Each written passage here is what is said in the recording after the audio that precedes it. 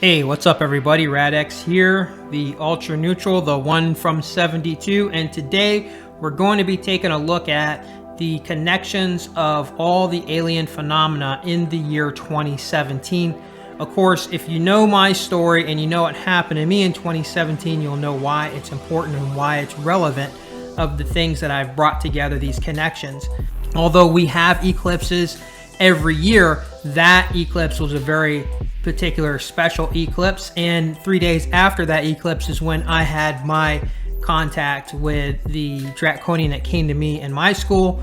We already explained that it was bat-like wings, and the way it looked was Draconian, the reptilian feet and everything and all that stuff. Well, that all happened in the same year that all these other events took place. Like the first time in recorded history, the object that came from the Lyra constellation came into our constellation, came to our solar system, which was the Oumuamua. And we're going to look at footage on that. And we're also going to look at the fact that, Lyra itself, is a bird with a harp. So that's what the Lyra constellation is represented by. And we're also going to look at all the sightings that were going on in Chicago, which is not far from where I'm at in Ohio, during 2017, that they said was the Chicago Mothman during that year. We're going to look at a lot of that evidence, and we're also going to look at the fact that To the Stars Academy's Art and Science all of a sudden became a big deal and became a new foundation in the year 2017. However, that To the Stars Academy has been around longer, but it wasn't until 2017 that it actually became of arts and science, when all these generals and stuff jumped on board with that program with Tom DeLonge. Finally, we're going to look at the fact that in 2017 was when the Clockwork Orange Godfather took over as President of the United States.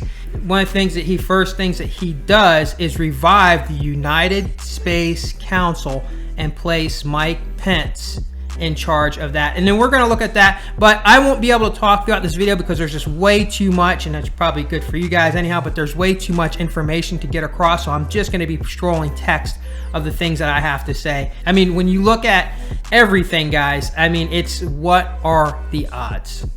And with that, enjoy the video, guys, and enjoy the rest of your time. Good day, everyone, and welcome to our special live coverage of this historic event. It is a rare total solar eclipse sweeping from coast to coast. The good news is all Americans will experience at least a partial eclipse today.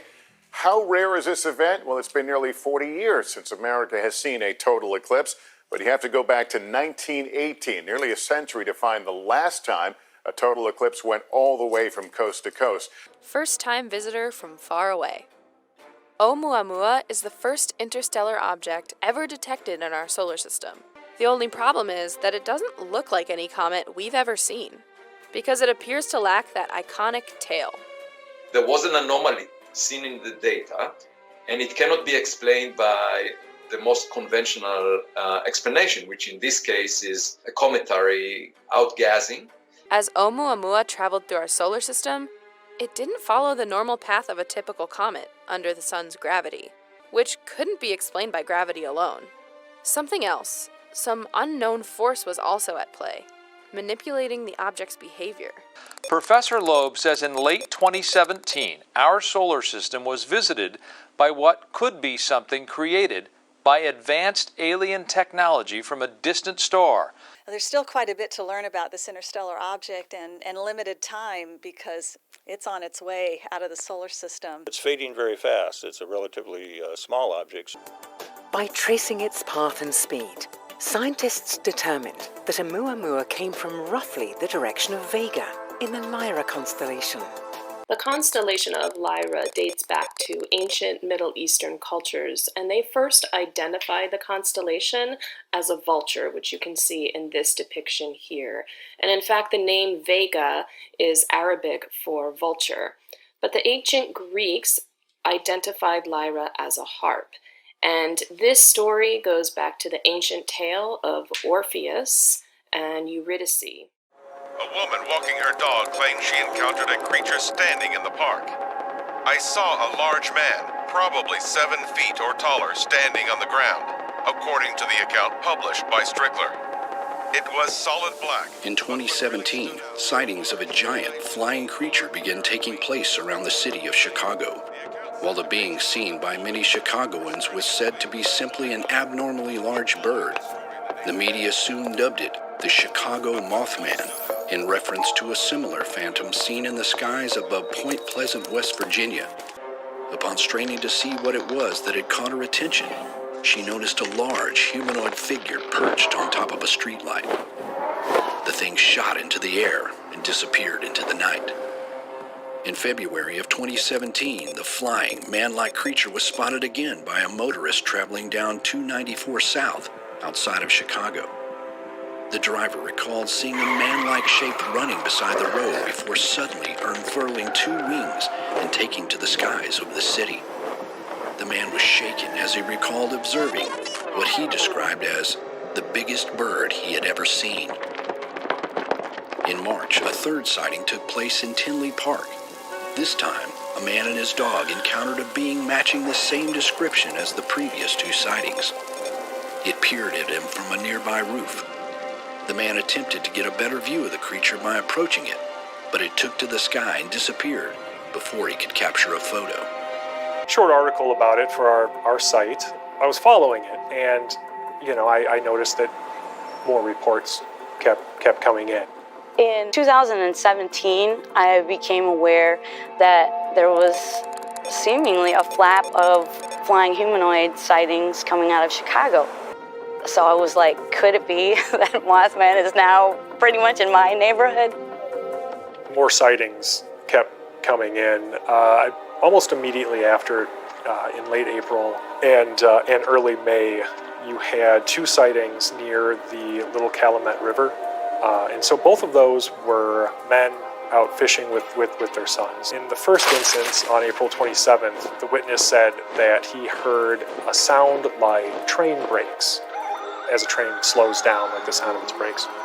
Just after that, he saw what he described as a giant bat fly overhead. The second sighting was very, very similar in that area. I don't believe that he mentioned the same shrill noise. Saw a giant bat. Well, in both cases, they described it as being very large, 7 to 8 foot wingspan.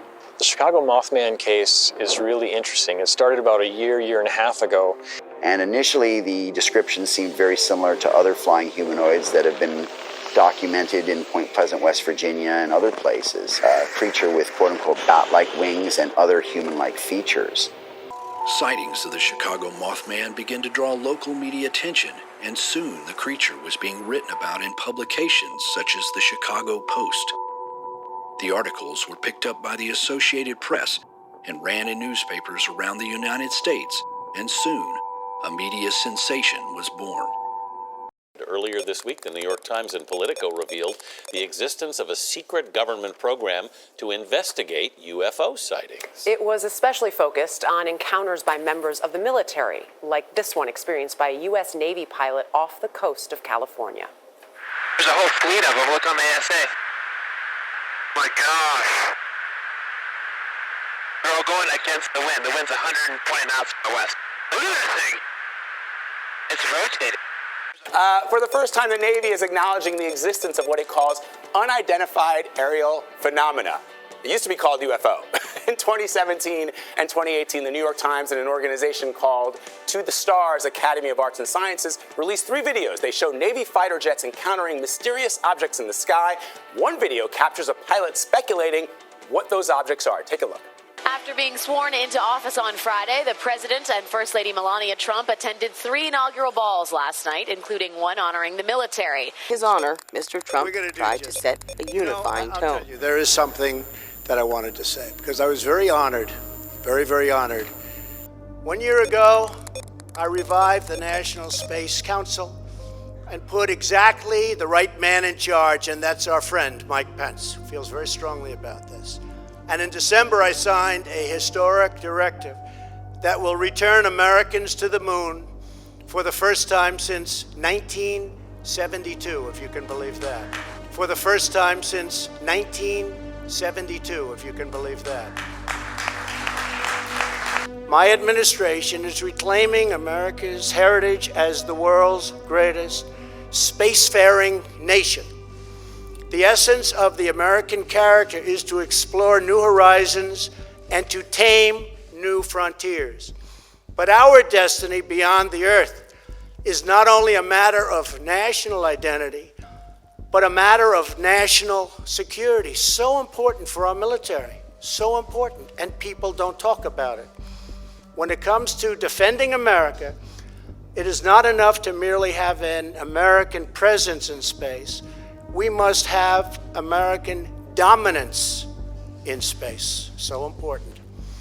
Very importantly, I'm hereby directing the Department of Defense and Pentagon to immediately begin the process necessary to establish a Space Force as the 6th branch of the armed forces. That's a big statement. This time we will do more than plant our flag and leave our footprints. We will establish a long-term presence. Our nation will mark an important milestone in human history. Half a century since Americans first stepped off the Eagle and onto the moon. That was a big day, right? In that magnificent moment, the American astronaut embodied the incredible spirit of America, because we are Americans and the future belongs totally to us. Once more, we will launch intrepid souls blazing through the sky and soaring into the heavens.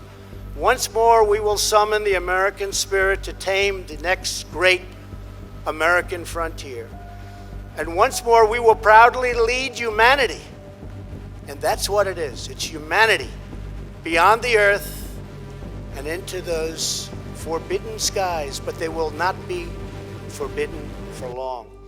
And into those forbidden skies, but they will not be forbidden for long.